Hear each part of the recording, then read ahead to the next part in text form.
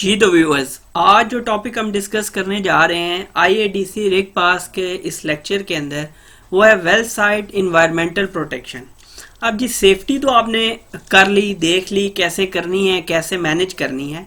अब work place के ऊपर, ऑयल एंड गैस इंडस्ट्री की वर्क प्लेस के ऊपर आपको इन्वायरमेंटल प्रोटेक्शन भी लाजमन करनी है, हर सूरत करनी है।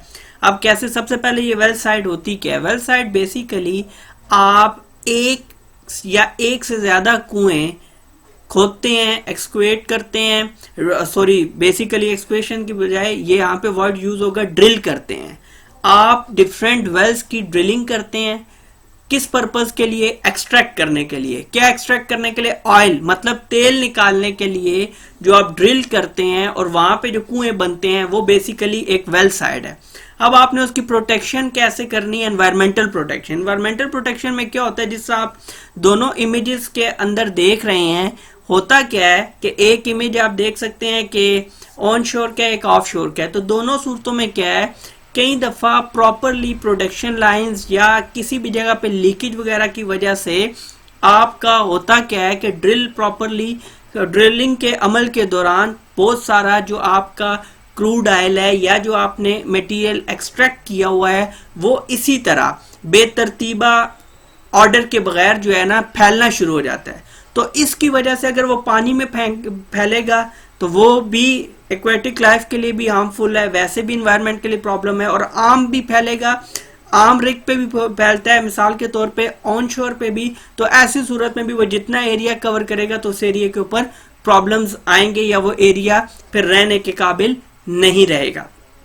तो ऐसी सूरत में हमने इसको देखना है कि कैसे।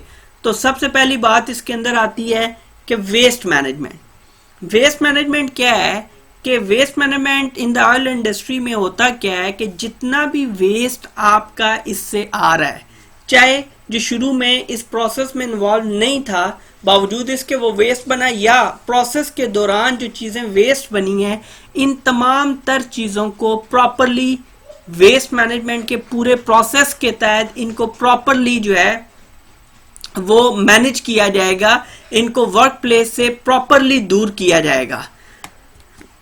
उसके बाद कोई लीक हो जाती है, स्पिल आ गई, रिलीज आ गई, सडन लीकेज स्टार्ट हो गई है, जिसके नतीजे में पानी जो है अब गदला होना शुरू हो गया है। आपका वो जो एरिया है वो पानी जो पानी है या जो आपकी, अगर आप ऑन शोर हैं तो उसमें जो एरिया आपका डिस्टर्ब होगा। तो ऐसी जगह को आपने क्लीन कैसे रखना है, कैसे आपने एनवायरनमेंट वालों से इसको महफूज रखना है। क्योंकि बहुत दफा ऐसे होता है कि ऐसी एक्टिविटीज के दौरान होता ये है कि इवन जो आपकी इंटरनेशनल इन्वायरमेंटल अथॉरिटी है, ठीक है, इन्वायरमेंटल अथॉरिटी क्या करती है कि वो इसमें फौरन से एक्शन लेती है और कंपनी को बड़े पैमाने पर जिस लेवल का उसने अपना इम्पैक्ट क्रिएट किया है, चाहे वो ऑफ शोर है या ऑन शोर है, तो वो उसके ऊपर सख्त एक्शन लेती है। जीरो टॉलरेंस पॉलिसी, बहुत ज्यादा फाइन होते हैं। और अगर स्वेयर किस्म का रिलीज होगी या स्वेयर किस्म की स्पिल होगी है तो इवन उन ऑर्गेनाइजेशंस को बैन का भी सामना करना पड़ सकता है। चाहे अब यहाँ पे तो हम डिस्कस कर रहे हैं वेल साइट के एतबार से, इवन आपकी ट्रांसपोर्टेशन के दौरान भी ऐसा कोई इंसिडेंट हो जाता है तो ऐसी सूरत में ऑर्गेनाइजेशंस नॉर्मली बैन हो जाती हैं, इसकी ड्रिलिंग से लेके इसकी ट्रांसपोर्टेशन तक। अब जी बड़ी कॉमन टर्म जो इसके हवाले से यूज होती है वो है हैज वूपर। अब हैज वूपर है क्या? टेक्निकली ये टर्म जो यूज हुई है वो इस तरह से है कि हैज वूपर जो है ये एक एब्रिविएशन है, hazardous waste operations and emergency response. ठीक हो गया। इसका मकसद ये होता है कि हैज़डुअस वेस्ट जब भी कहीं पे रिलीज होगा, कहीं पे स्पिल होगी, तो आपने उसको कंट्रोल कैसे करना है। अब देखते हैं जी। पहली बात, clean up operations required by government.